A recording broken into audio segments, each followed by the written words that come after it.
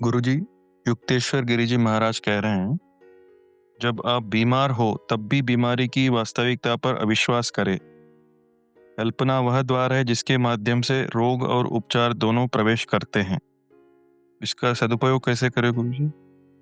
ये कहना बड़ा मुश्किल, उन्होंने किस संदर्भ में ये बात कही है।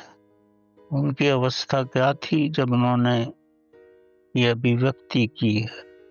ये किसी भी रूप में हो सकती है।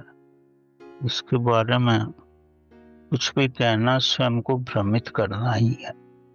कुंडलिनी से होता है गुरुजी? अब अपना प्रश्न स्पष्ट करो तो मैं बताऊं। बीमारी और रोग जो है वो कल्पना से ही दूर कर सकते हैं और कल्पना से ही आता है, ये बता रहे हैं। बीमारी और रोग कल्पना से नहीं आता। बीमारी एक रोग आपकी शारीरिक अवस्था है।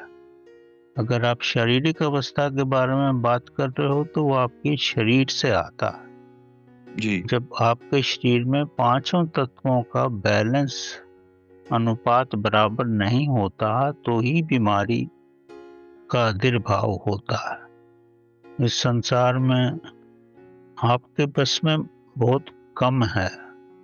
आपको नहीं मालूम आप क्या खाते हो, क्या पीते हो, किस वायु में सांस लेते हो। तो बीमारी जो है शारीरिक अवस्था से ही आती है। पर चेतना के प्रकाश से अगर आपका चेतना का प्रकाश हो गया है तो ये आपको स्वस्थ कर सकता है एक सीमा के अंदर। अगर ये सीमा से बाहर हो जाता है तो आपको स्वस्थ नहीं कर सकता।